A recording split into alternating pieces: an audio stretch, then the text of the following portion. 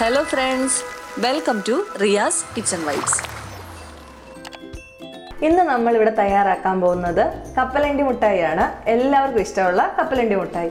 അപ്പോൾ നമുക്ക് അതെങ്ങനെയാണ് തയ്യാറാക്കി എടുക്കുന്നതെന്ന് നോക്കാം.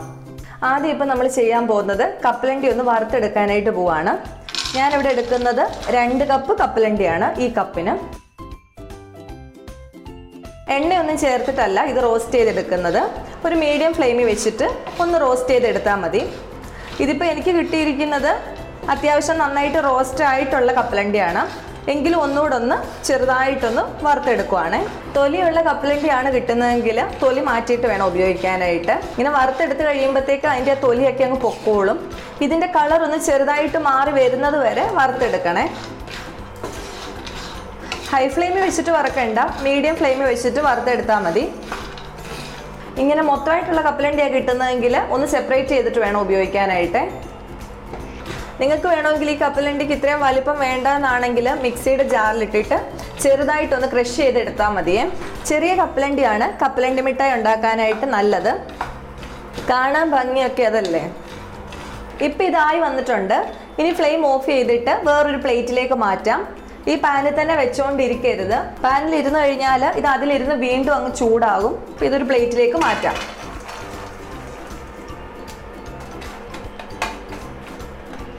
ഇനി ശർക്കര ഉരുക്കിയെടുക്കാനായിട്ട് പോവാണ്.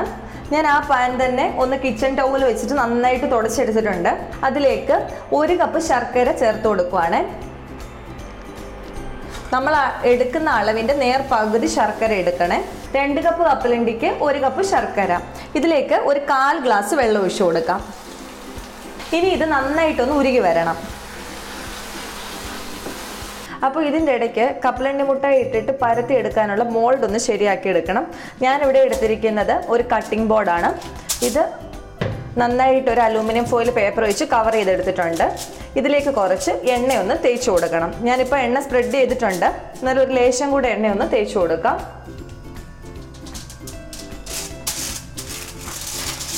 എണ്ണയ്ക്ക് പകരം നെയ്യ് ഉപയോഗിക്കാവുന്നതാണ്. പരത്തി എടുക്കാനുള്ള റോളറും കൂടെ ഒന്ന് എണ്ണ പുരട്ടിയെടുക്കാം. ഇതിങ്ങനെ റെഡി ആക്കിയിട്ട് വേണം കപ്പലണ്ടി ഇട്ട് മിക്സ് ചെയ്യാനായിട്ട്.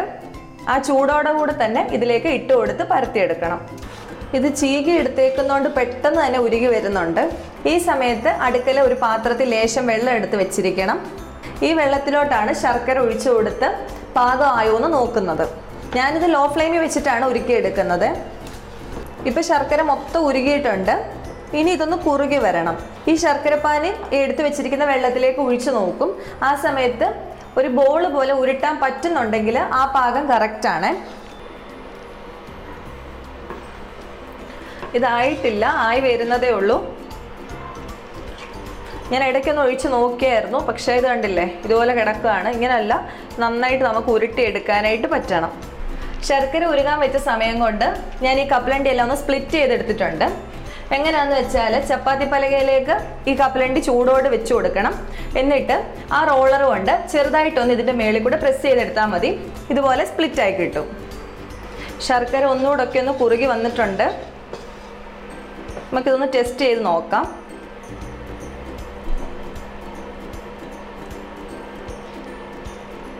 ആയിട്ടില്ല, ഒന്നുകൂടെ ഒന്ന് ടെസ്റ്റ് ചെയ്ത് നോക്കാം.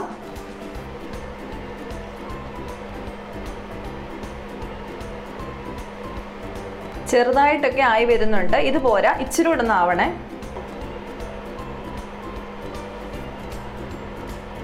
ഇപ്പം ഇതായി വന്നിട്ടുണ്ട്. ഇപ്പോൾ നമുക്കൊരു ബോൾ പോലെ ഉരുട്ടിയെടുക്കാനായിട്ട് പറ്റുന്നുണ്ട്. സോഫ്റ്റ് ബോളാണ്, പക്ഷെ ഇത് ഉരുട്ടിയെടുക്കാൻ പറ്റുന്നുണ്ട്. ഈ ഒരു സമയത്ത് ഞാൻ ഇതിലേക്ക് കപ്പലണ്ടി ചേർത്ത് കൊടുക്കുവാണ്. കൂടുതലിട്ട് ചൂടാക്കി കഴിഞ്ഞാൽ നമുക്കിത് ശരിക്കും പരത്തി എടുക്കാനായിട്ട് പറ്റത്തില്ല.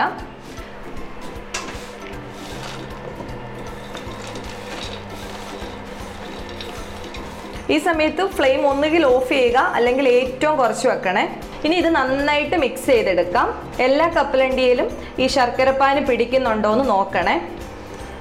ഇനി ഇത് നേരെ മോൾഡിലോട്ട് ഇട്ട് കൊടുക്കാനായിട്ട് പോവാണേ. ഞാനിവിടെ കൗണ്ടർ ടോപ്പിലാണ് ഇട്ട് കൊടുക്കുന്നത്.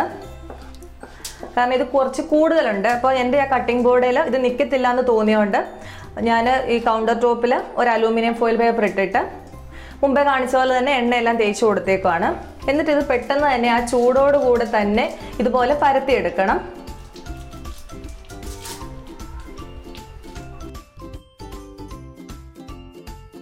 റോളർ വെച്ച് ഒന്ന് പരത്തിയൊക്കെ കൊടുക്കാം.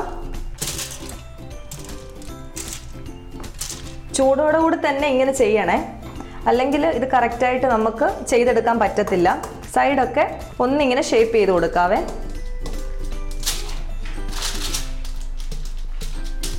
ഇനി ഇതിൻ്റെ ചൂടൊന്ന് ആറണം. ഒരു ലേശം ഒന്ന് ചൂടാറി കഴിയുമ്പോഴത്തേക്ക് ഇത് ചെറുതായിട്ടൊന്ന് കട്ട് ചെയ്ത് വെക്കണേ. അതായത് ഇങ്ങനെ നമുക്ക് ഏത് ഷേപ്പിലാണോ വേണ്ടത് അതനുസരിച്ചുള്ള സ്ക്വയർ പീസിൻ്റെ ഷേപ്പിൽ ഒന്ന് കട്ട് ചെയ്ത് വെക്കണം. അങ്ങനെ ചെയ്ത് കഴിയുമ്പോഴത്തേക്ക് മുറിച്ചെടുക്കാൻ എളുപ്പമുണ്ട്. മുഴുവൻ ചൂടാറി കഴിഞ്ഞിട്ട് കട്ട് ചെയ്യാൻ നോക്കിയാൽ ലേശം പാടാണ്. ഇനി ഇത് ചെറുതായിട്ടൊന്ന് വരഞ്ഞു വെക്കാവേ.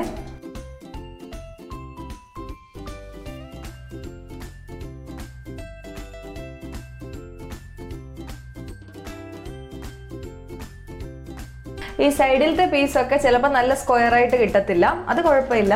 അല്ലാതെ ബാക്കിയൊക്കെയുള്ള പീസ് നല്ല സ്ക്വയർ ആയിട്ട് തന്നെ മുറിച്ചെടുക്കണേ. ഇതിൻ്റെ ചൂട് നന്നായിട്ട് ആറി കഴിയുമ്പോഴത്തേക്ക് ഇതിങ്ങനെ ഒടിച്ചെടുക്കാനായിട്ട് പറ്റും. ഇപ്പോൾ ഒന്ന് ചൂടാറുന്നത് വരെ വെയിറ്റ് ചെയ്യാവേ. ഇപ്പോൾ ഇതിൻ്റെ ചൂടൊക്കെ ഒന്ന് അത്യാവശ്യം ആറിയിട്ടുണ്ട്. നമുക്കിനി ഇതൊന്ന് കട്ട് ചെയ്തെടുക്കാവേ. ഇതെല്ലാം നമ്മൾ ഓൾറെഡി കട്ട് ചെയ്ത് വെച്ചിട്ടുണ്ട്, അതുകൊണ്ട് ഒന്ന് പൊട്ടിച്ചെടുത്താൽ മാത്രം മതി.